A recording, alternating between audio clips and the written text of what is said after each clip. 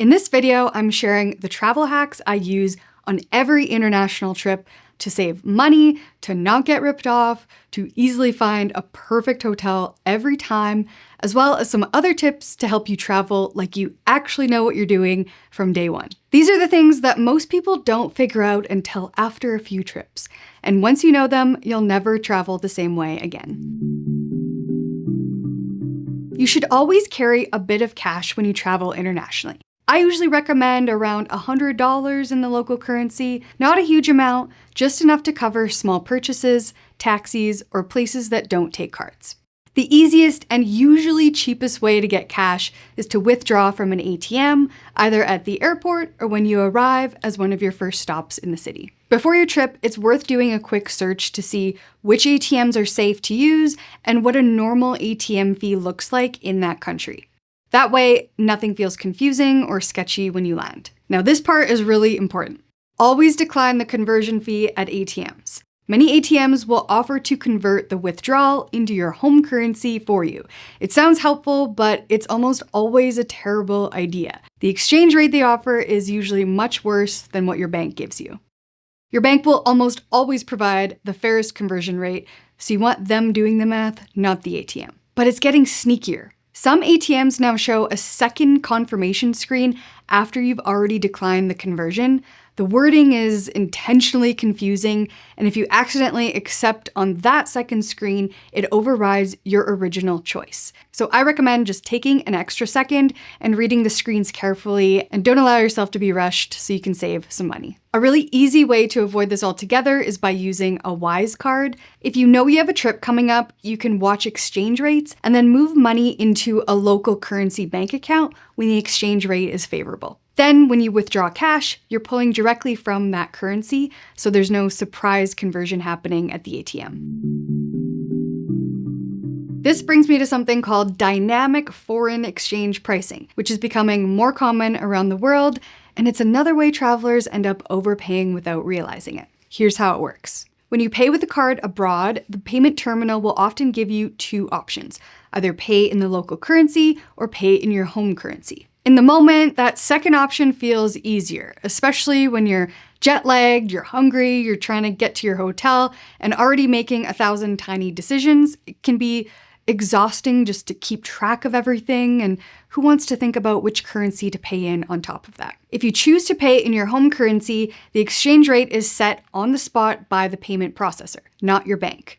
And that rate is often inflated. It might only be a few cents or a couple of dollars per transaction, but over a full trip, that absolutely adds up, which is why avoiding dynamic exchange pricing matters. So the rule here is simple: always pay in the local currency. The price is already listed that way, it's clear, and it gives you the best chance of getting a fair rate through your bank instead of a dynamically inflated one. This is another place where Wise comes in handy. For smaller purchases or places where you don't want to use a credit card, Wise automatically detects the currency you're paying in and makes sure the transaction stays in that currency, so no extra decision required.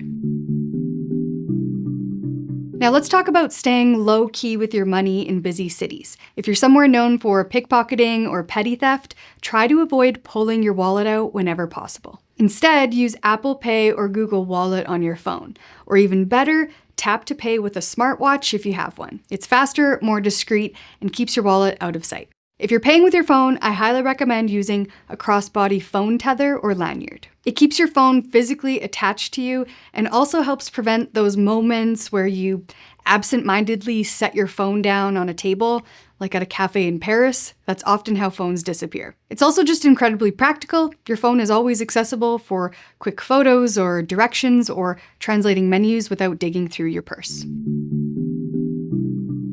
Anytime I travel internationally, one of the first things I do before my trip is make sure my eSIM is set up. I personally use the Int'l eSIM. I've used it over the last couple of years throughout Europe and in Japan and Mexico, and it's been consistently easy and reliable every single time. So thank you to Int'l for sponsoring this video. All you do is download the Int'l app, choose your country or region, pick a data plan, and that's it. There's no physical SIM card, so there's nothing physical to insert or remove. Everything is done through the app.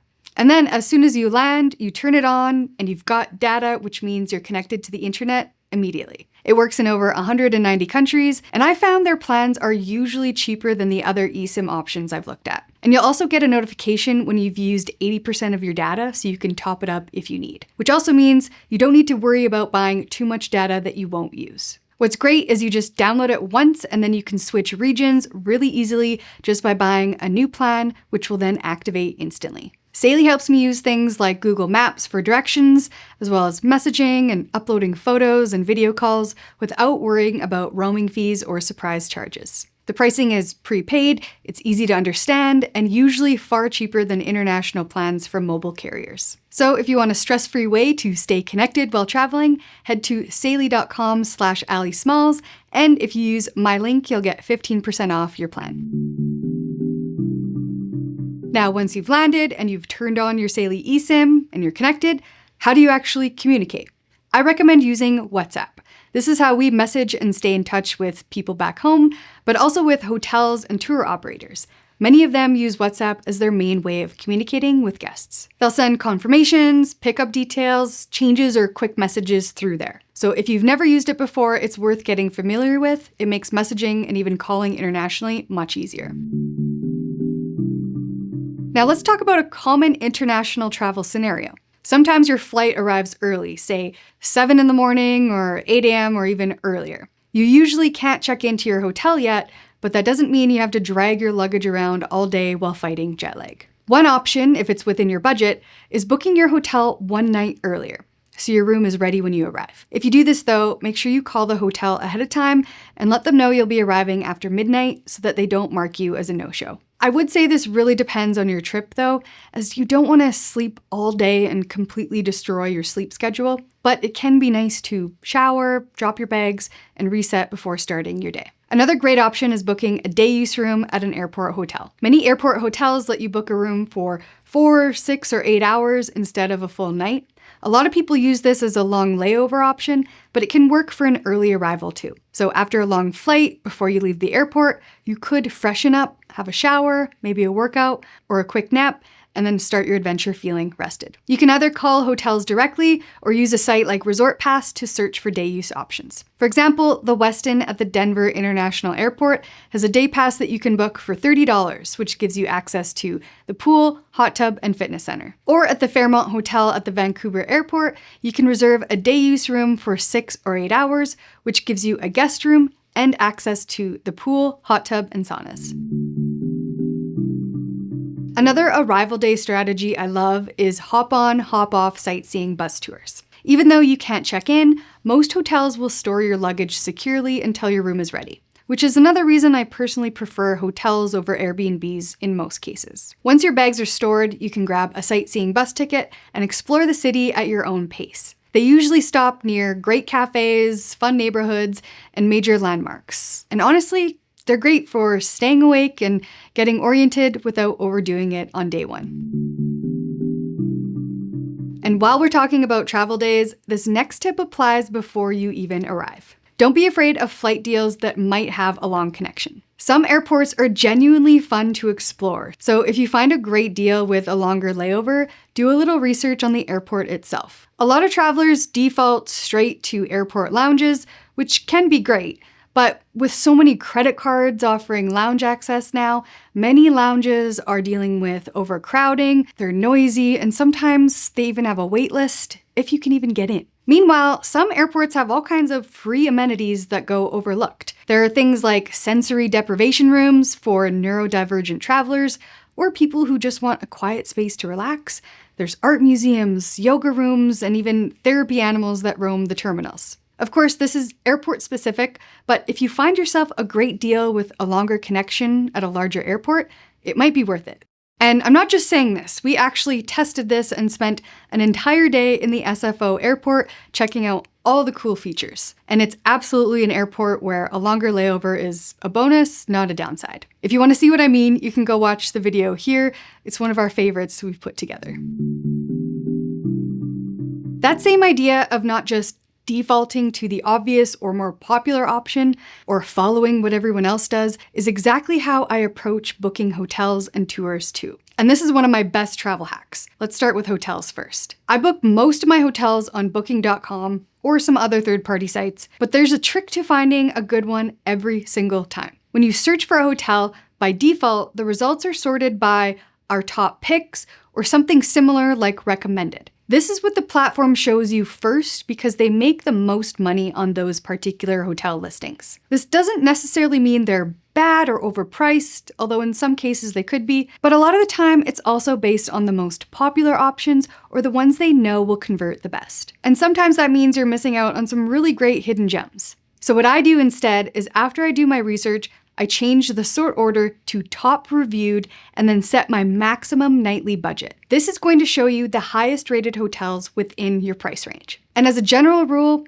anything rated 9.5 or higher on Booking has worked out really well and has been a phenomenal stay for me. Lately, I've stayed in some pretty great places in Prague and in Budapest, in Tokyo, and throughout Portugal and Mexico using this method.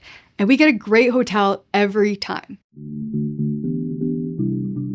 The same method applies to booking tours and excursions on Viator or Get Your Guide, which is where I usually book a lot of fun things to do on my trips. On Viator, for example, the default sorting order is featured, so I changed that to be sorted by traveler rating. This will show you all the best tours with the best ratings first. On Get Your Guide, change it from recommended to rating, and it will show you the highest rated tours first. You'll instantly see the best reviewed experiences instead of whatever's being promoted, or just the most popular options, which means they have higher ratings by proxy. The benefit is not only do we find highly rated tours, most often they're less popular and highly unique, which means we usually find some pretty interesting things to do with fewer people. This is how we found jungle hot springs in Mexico, a samurai movie class in Japan, and a sightseeing wine tour in Portugal.